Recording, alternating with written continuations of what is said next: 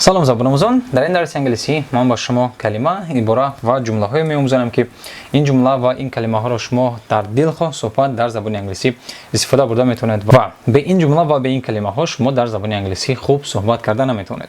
برای همین وقتی که شما میخواهید که در زبان انگلیسی دیالوگ خوب داشته باشید، صحبت خوب داشته باشید، شما حتما باید این جمله ها رو دانید.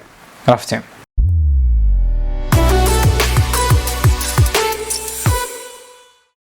سلام دوستان، امروز روز دوشنبه است و ما امروز با شما انگلیسی می‌آموزیم.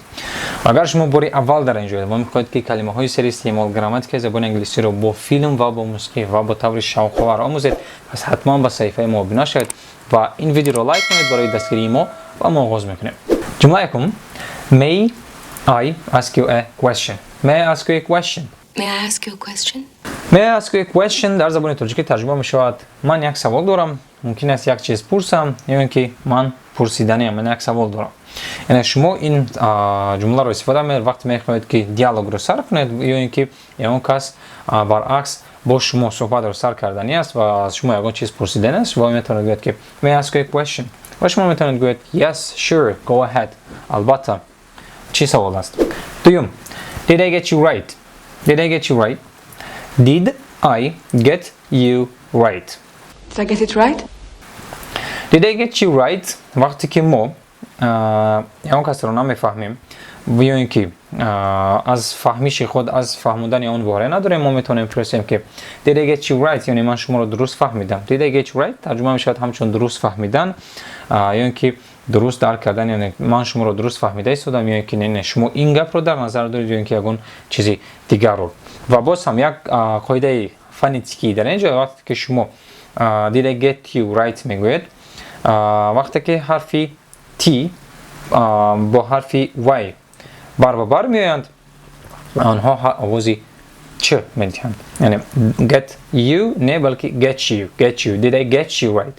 Did I get you right نه بلکه Did I get you right. یعنی در تلفظ آنها حرفی چ میشن، یعنی Did I get you right. این از قاعده فونتیکی حرفی T و حرفی Y. سیوم: I didn't catch the last word.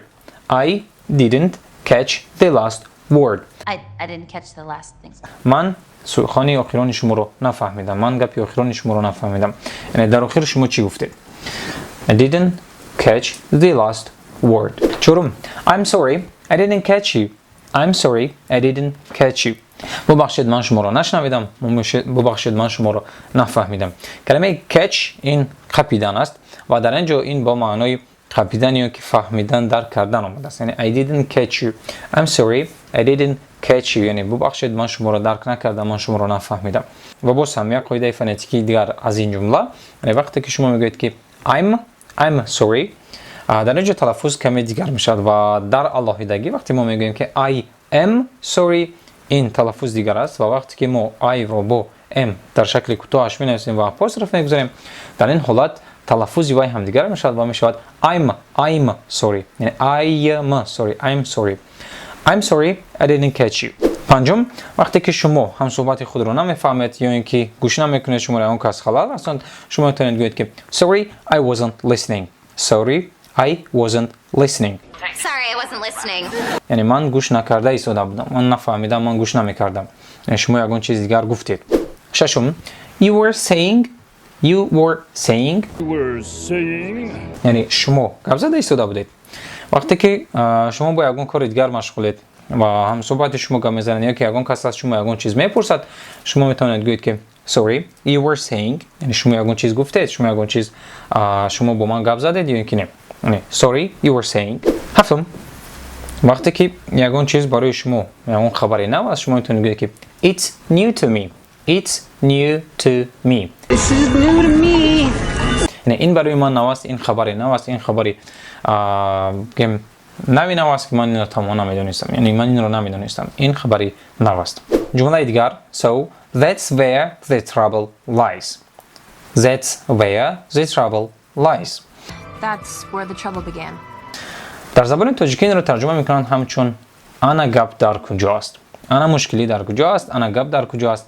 وقتی که شما میشود حالتی که мешавад ҳолате ки барои шумо ягон чизро мефаҳмонанд, шумо тамоман аз ин хабар надоштед, яъне мисли ҷумлаи пешина it's new to you, ин барои шумо нав аст, шумо хабар надоштед ва шумо мефаҳмед ва мегӯед ки so that's where the trouble lies. Ана гап дар куҷост? Ана мушкилӣ дар чи аст? Варианти дигар, вақте ки шумо маънои гапи ҳамсуҳбататонро намефаҳмед, шумо метавонед гӯед ки what do you mean? What do you mean? What do you mean? What do you mean? What do you mean? What do you mean? یعنی شما چی را در نظر دارید؟ شما چی گفتنید؟ تو چی گفتنی؟ و وقتی که همصحبتتون مسئله رو برای شما یک ساده کرده میفهمند و شما گیم مشکلی اساسی رو میفهمید، شما میتونید بگید که oh that explains it. That explains it. Oh, so that explains it. یعنی این رو فهمو میکند، این رو ساده میکند. انا این فهمو است، بر وقتر نگفتی یا اینکه بر وقتر نفهموندی. یعنی در صحبت هر روزه در طرز لهجه ما میتونیم بگیم که همین رو بر وقت میگفتی نمیشد، یعنی بر وقتر نمیگوی. That explains it. انا این رو فهمو میکند، این رو ساده میکند. اگر شما میخواهید که من برای شما درس‌های اینتراکتیوی داشته باشم و با سوال‌های شما در پخش مستقیم جواب دهم، یا اینکه بعضی این چیزهایی که شما در ویدیو درس‌ها نمیفهمید و شما با فهموندن زیادتی نیاز دارید، پس حتما هر شام شنبه ما رو در صفحه فیسبوک همراهی نمایید، زیرا ما در آنجا هر هفته درس لایف می‌گذاریم و در درس لایف ما بسیارتر روی گراماتیک، روی کلمه‌ها و عباره‌هایی که جهتی گراماتیکی آنها مشکل تر است، معناهای بسیار دارند، آنها رو تحلیل می‌کنیم، می‌فهمونیم و زبان آموزان در آنجا مثال‌های خود رو می‌نویسند و ما آنها رو سنجیده از یکدیگر می‌گوییم که اینجا درست است، اینجا نادرست است. خلاصه من با آنها درسی اینتراکتیوی می‌دهم و با همه سوال‌های آنها طریق لایف جواب می‌گردانم و این هفته شما رو نیز انتظار داریم. اکنون دوام می‌دهیم. Where were we؟ ما در کجا بودیم؟ وقتی که شما صحبت کرده ایستاده است و یگان کس شما را خلل می‌رساند یا اینکه یگان واقعه می‌شود که شما از موضوع بیرون می‌روید و بعداً می‌خواهید سر موضوع برگردید، شما می‌تونید بگید که where were we؟ یعنی ما در کجا بودیم، ما چی گفته بودیم، ما در کجا ایستادیم. where were we؟ جمله دیگر it doesn't matter. It doesn't matter. You know what? It doesn't matter. این مهم نیست. اهمیت ندهید، اهمیت ندارد، این تماما مهم نیست. و اگر در رفت صحبت گیم هم صحبت شما یگان مشکلی دارد، یگان خبر ناخوب برای شما می‌دهد، شما میتونید آن رو دل برداری کرده گویید که don't take it to heart. Don't take it to heart. Don't take it to heart. یعنی این رو به دل نگی، این رو اهمیت جدی نده، اوید این فکر نکن. Don't take it to heart. این شما میتونید همچون یک دل برداری با هم صحبت خود گویید. Next time lucky. Next time lucky. این هم دوستان یکی از واریانت های دل برداری کردن هم صحبت شما است، یعنی آنها وقتی که آیدی ناکامی های خود گام میزنن، یگان چیزی که آنها موفق نشدن، شما میتونید بگید که یکم بار نشد، بار دوم میشد، یک بار دیگر کوشش کن حتما میشود، یعنی شما نزدیکید. یعنی next time lucky، یعنی دفعه دیگر حتما برای شما موفق میشه، شما موفق میشه، یعنی یک بار دیگر کوشش کنید.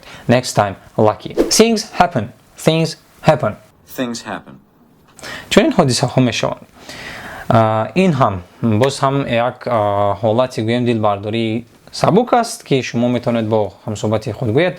وقتی که ویدی یگان حادثه صحبت میکند و وی حیران است، شما میتونید بگید که things happen. این گونه حالات ها میشوند، پروا نکنید، این رو به دل نگیرید. things happen. و آخرین کلمه برای امروز lucky you. lucky you. Lucky you. شما خوشبختید. در زبان انگلیسی ما میگیم ти везунчик، یعنی شما موفقید، شما خوشبختید که این حالت برای شما رخ داده است. یا اینکه با زبان لهجه ما میگیم که تو با روزی، یعنی تو روزی داری، تو با روزی. و you are lucky دوستان، زیرا که شما این درس را تا آخر تماشا کردید و این عباره ها و این جمله ها رو با ما آموختید. حتما این عباره و این جمله ها رو در صحبت خود استفاده برید و انگلیسی خود را خوبتر و بهتر کنید. و اگر شما میخواهید که لغت‌دانی شما بهتر شود، انگلیسی شما سطحی بهتر رود، پس حتما این ویدیو رو تماشا کنید، زیرا در این ویدیو ما 100 اسم مشهور، 100 اسمی از همه مشهوری زبان انگلیسی رو جدا کردیم. شما این رو حتما تماشا کنید. و درس دیگر دوستان ما با شما با موسیقی از زبان انگلیسی می‌آموزیم و سرودی انگلیسی تاجیک دختر منیجه سنگین راشن وومن رو تحلیل میکنیم. یعنی سرودی از همه مشهوری اول سال، سرودی راشن وومن. تو درس دیگر دوستان، بای.